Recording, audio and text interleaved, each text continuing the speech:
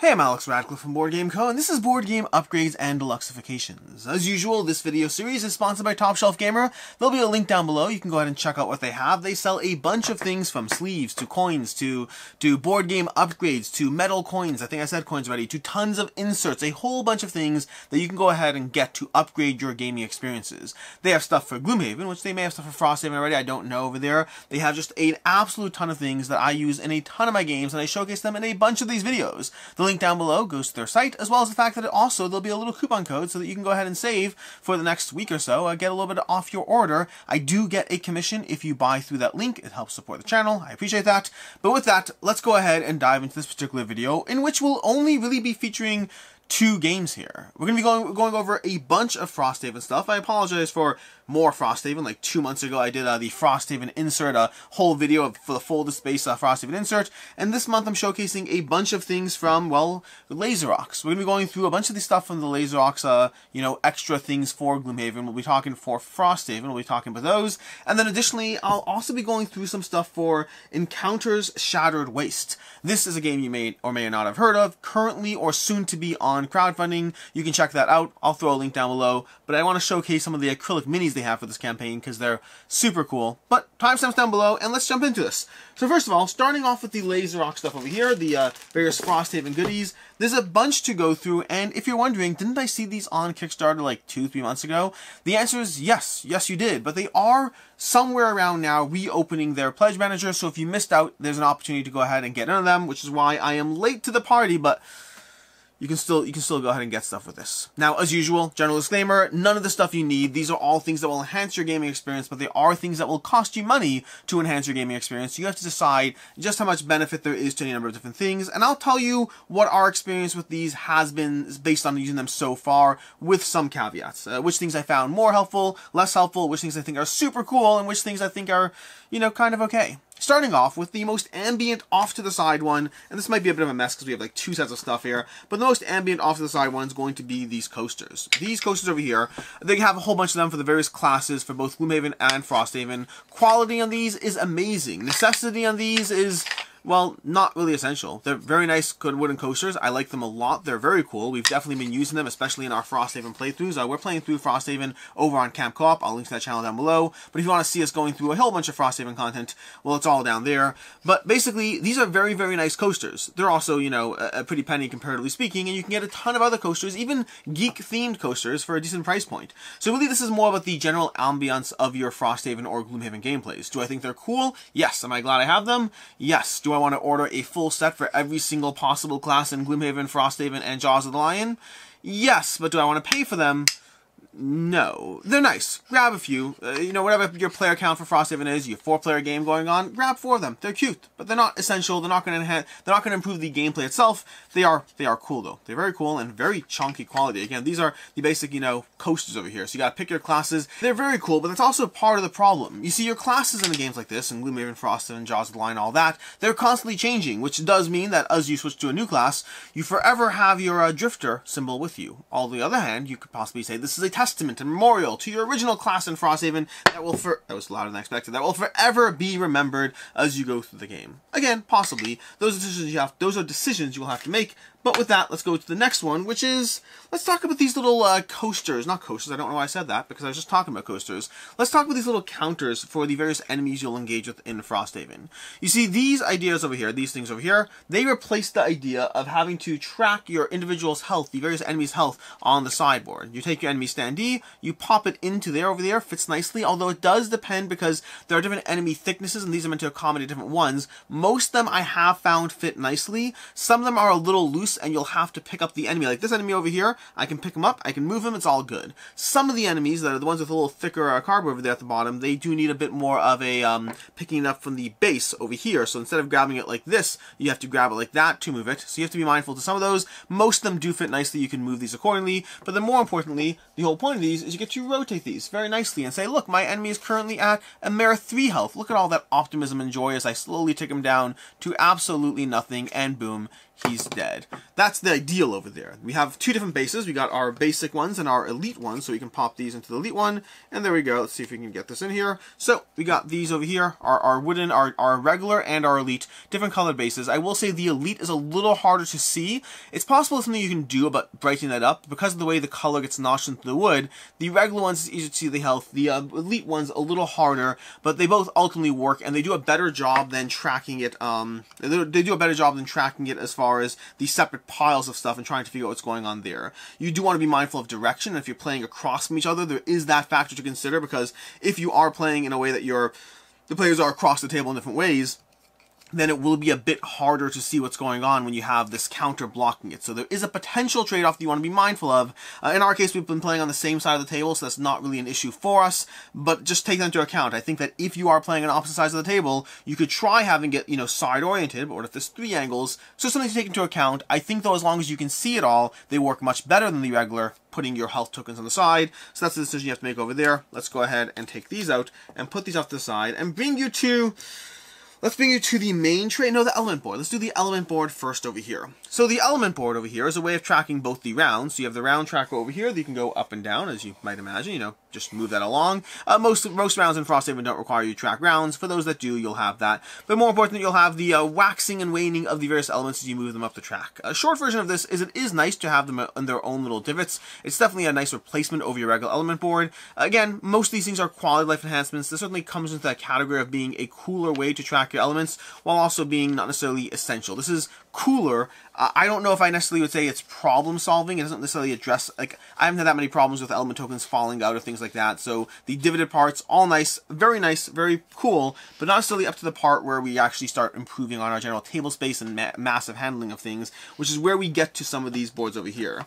You see, these boards is where you start getting into the real quality of life improvements as you have the various boards, and we'll break this down as far as how these work. So we have a board over here, and this board over here, you can go ahead and lift this up, which will help you store anything you need, have access to your standees. So you get to access some of your character things in there as you need. You get to slide your board in here, then it falls down into here nicely. You get to store your decks down over here, so you have all that. And then you have these little things that clip on very nicely. So just a little magnetic, there we go. See, clips on, shows you your class. Same problem as the standees. You're going to have 26 of these, or how many classes there are in Gloomhaven, Frosthaven, and Jaws of the Lion, but they are very cool. You put all that, and the net result of that is that you end up with something that looks a bit more like this. Here we have the drifter set up on this board over here, and then you're going to have this in here. You can have your tokens, you can store your various conditions as you put them, both positive and negative can be stored over there, and you have all that, and it's great. It's all perfect and done, excellent, all good things, very cool on its own, but only a little cool on its own, because this is where you start getting to the numerous amounts of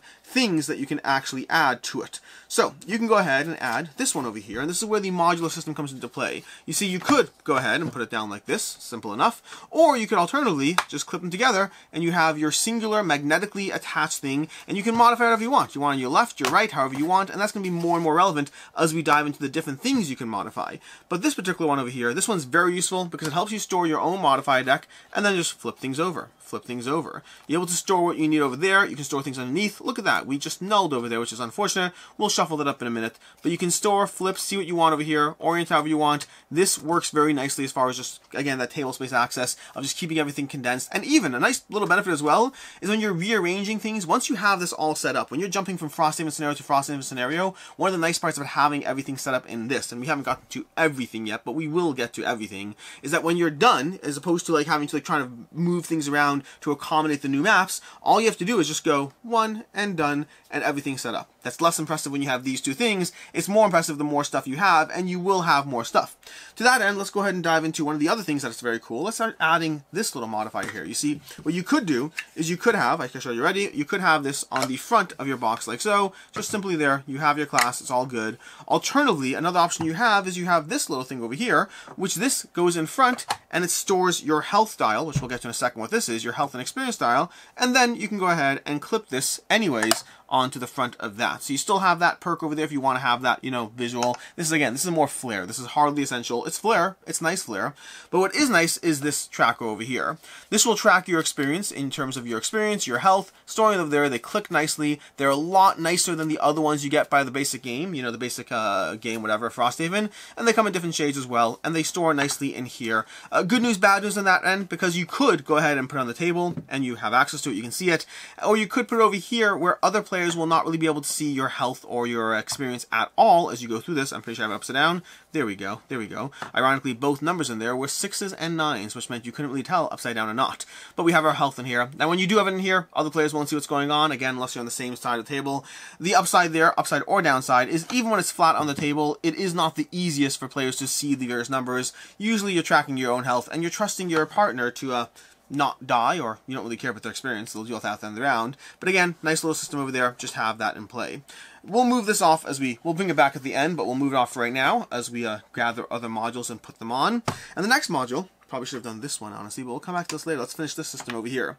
The next module we're going to have is we're going to go ahead and grab this out of the way, and this out of the way, and this over here, we don't need this, we don't need this. Let's put that there. Again, I've set up for 2 players here, so I have more than I need, but over here, this is a fun one. So this over here is going to be your active card module. You can go ahead and tuck it out to the side, again, wherever you want. And then as you play cards that have certain active effects, you can put it in there. And then as you play the next card that has an active effect, what are you going to do? Well, you'll slide this backwards and obviously throw the next card into the next module. And then when you need another card, you'll go ahead and pull out the bottom module. And so you can go ahead and have up to 3 cards stored on that module. Now, there's upside and downside over here. If you're playing as the Drifter, you know that there are times where you can have more than 3 cards, and it could be a lot to manage. Most of the time, 3 is more than enough. And again, the nice part is it gives you the flexibility to work with only 2 or only 1, however you need. If you are playing as a class that needs more than 3, well, you have 2 options. You can either not use them all over here, or have another one of these side by side, borrow your friends who isn't using any active cards in their particular setup, or just buy extra, although I guess that might be more than you might actually need for most classes.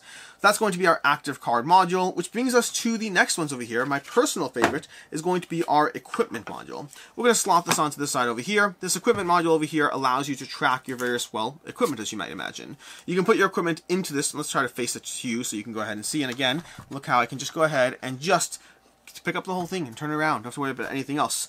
But as you put the equipment into here, you can see that you're going to store your equipment however you want. This is much more than I've ever really had, but you do have that option over here. You can see it all. And then most importantly, as you exhaust it, you can go ahead and flip it over. As you know, as you whatever long rest, you can flip it back up. Or if you just, burn through it, you can go ahead and flip it to its other side, or move it to the back, or however you want, or even just move it into your exhausted pile over here. There's a bunch of ways or places as far as how you can manage the setup, but the general idea is this stores your equipment nicely, both for active equipment and for spent equipment, just giving you that little access as far as, everything's over there, everything can be rotated and adjusted to whatever configuration you need. I like this a lot. This one particularly works very well as a table space saver, especially as you start to get more equipment into the game. So they're all very helpful to different degrees. They're all very helpful, but to differing degrees. And for me, I find the equipment one is the best one. Now, one of the things I will give as a caveat, if you are watching through our playthroughs over on Camp Co-op, is some of these things we are using, some of them we're not, and a big part of that is the filming space. Because of the way these set up in the filming space, they're very helpful and handy, but not if I want to be able to have everyone on camera seeing everything as cleanly.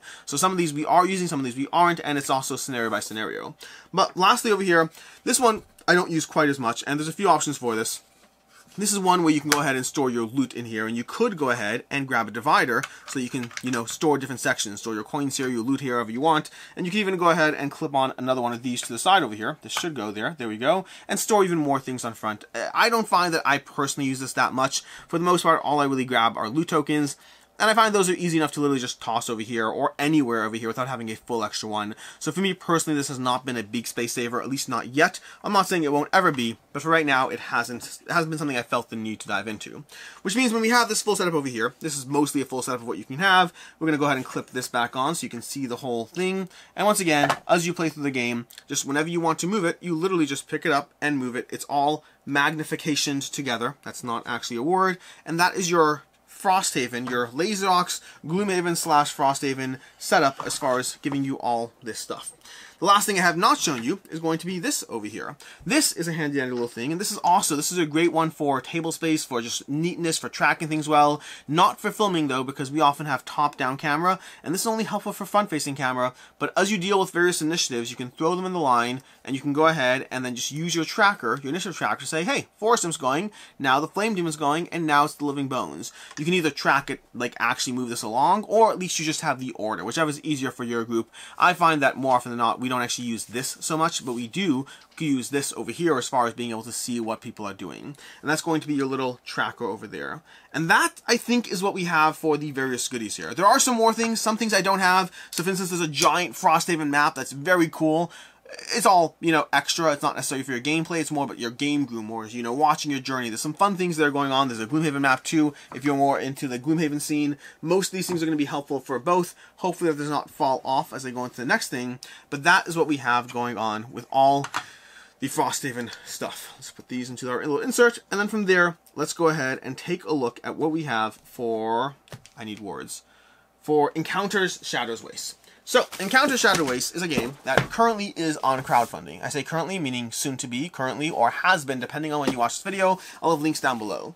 It's a fun game. I'll have review coverage of it. You can check it out. But what really was very cool to me is I've been playing through this game with the regular standees that are in the regular version of the game, and then I got a little bit of a shipment to show off for the coverage that I do when I eventually film my game, and they're acrylic standees, and they're very cool to the point that I was like, I'm going to throw them into this video, even though I didn't actually plan on it. They're now going to be in this video. You see, the base game of Encounter Shadow Waste, the normal version of the game, is going to have, and these are all prototype components. Everything here is prototype, so factor that in. By everything I mean with Encounter Shadow Waste. But over here we have some art, and you know, these are going to go on the standees. We have our characters, we have our things. They're nice. It's a nice little 2-bit art. I don't know if the final version will look like exactly as far as, you know, the final non-deluxe version. I don't know exactly how good it's going to be. I imagine the art will be somewhat similar. But I imagine they'll look somewhat like this as far as the general quality. Somewhat. I don't know exactly. What I do know is we have some of these acrylic standees over here that I do want to go through because I think they are so ridiculously cool. So first of all, and this is just going to show art versus art over here. So again, using these, this is what you get for the basic version of the giant bat. And this is the non-basic acrylic standee version of the giant bat. This or this. They're the same art, but one's on this giant acrylic standee, and one's on this plain light background. And I don't know about you, but I feel this looks so much cooler. I want one of these little stands over here. Let me grab one of these bases. Oh, I need to open this up. Give me a second here. This needs to be opened so I can go ahead and do this here. Oh no, something's falling. Something's falling. Where is this bag? Where's the opening here? There's an opening. We just need to get to it. So if we grab this over here, you know, pop this into our little base. Our little base is not far from little. And here, it works. Give me a second here. I'm going to put it in there. Is it the right size? It's the right size. But this is going to be our little acrylic. It does work. Here we go. There we go. That's going to be your little guy as far as just the cuteness of that giant bat. Now there's a few more of these we can go through over here. I have the bat. Let's try to see if we can find the giant blargety thing. The giant blargety thing. Now these all convert in form, by the way. So for example, this is not an example of art versus art. I'll show you that in a second. You know, no, let me find the other version of it. Where is it? Here we go. Here we go. Perfect. So if we grab this guy over here, you can see that over here we have the regular version of it. And then over here we have the acrylic standee version. Again, same exact art, but then more specifically, just so you can see something about the game, is bosses have different forms. So these are two different forms of the same boss as you go through the game, as you go through the experience. You'll be able to encounter them in two different forms. Now let's find you some heroes, and then call it a day as far as how these go, because there should be some heroes we can find our hands on in here. If I open this little batch of small little guys, if we find him and him, there we go. So again, using basic heroes, we have our regular small little hero dude, and then we have our acrylic standee version of the same thing. And again, just the quality-wise, as far as what they're doing here, it's the same basic art, same basic component, it's just much cooler. It's a very cool upgrade in general, to the point, and we've seen a lot of acrylic standees over the past several years as far as they become more and more a thing that has been entering games. I'm trying to find a piece here, I'll talk to you. Here we go, look at this, just want to show you these over there. But in general, acrylic standees have become more and more popular as far as just giving you an alternate way to upgrade your game. Many people prefer it because it gives you the full color art. It still feels premium. You don't have hordes of gray plastic. I personally am fine with hordes of gray plastic, to be very clear, just so I can be very specific about what I care and don't care about. Where's more? I need more here. I need more here. Are they in here? I don't know. Where are they? I'm missing one. I'm not missing one yet, but I might be missing one. I want the giants. I want the flame guy with the wings. Where is he? He might be in here. Let's go ahead and go into here. No, he's not in here. Is he? No. I'm missing one. I want one. Okay. Well, I can't find one specific one over here, but I don't know if I'm missing it or not. Oh, wait, no, I got it. I got it. We're good. All is good in the world. All is good in the world. So, we have this one over here, this guy over here, and then again, this acrylic standee version of it. Just super cool. And these are all, like, I'll just go through some of the more basic, you know, here we go. This guy over here. So, how does this even stand? I'm standing it the wrong way. That one. We have this one over here that turns into, so like, you know, this guy over here, he is a giant, you know, giant cracker of a person over here. I don't know, like, whatever. He's a stone golem with a giant axe. And then he turns into this wisp of himself. So you can see the before and after of who he is as monster person. And both the heroes also have different forms, by the way. So if I can find a shattered and non-shattered version of a hero, let me see if I could find one over here. Here we go. Here's a good example of a before and after version of a hero, because you'll play through those as well. You kind of embrace your final form as you strive to deal damage to the enemy, dealing with them as you need. These are all super cool as far as just the general quality of what they're bringing to the table. I like them. I like them a lot. But that is basically what we have over here. We have some upgraded acrylic standee type things for Encounter Shattered Wastes. We have the Hordes of LASEROX upgrades for your Frosthaven, Gloomhaven, or Jaws of the Lion campaign. And that's what we have for our board game upgrades and deluxifications. As usual, reminder that these are upgrades. They are not necessary, and especially if you have a million games coming in and out, you can't upgrade every single thing. And especially if you're someone who finds your games going in and out of your collection, be mindful as to what you upgrade and whether you actually care that much, or you're just upgrading it for the 3 plays you're going to get out of it before you sell or trade it to the next person. I am a big fan of upgrading games, but I try to do it with games that have been around for a while. I try. Sometimes I get things a little bit earlier than I should. Other times I'm a little bit more optimistic about a game staying in my collection. But in general, the games I upgrade are usually the ones that are more likely to be sticking around for a bit because, well, it's expensive to upgrade things, and you want to try to make sure it's happening with the games that are most worth upgrading. And with that, I'm going to go ahead and call this a wrap. Thank you so much for being here. I appreciate all of you. Until next time, I'm Alex Radcliffe from Board Game Co., and I hope you have a good one.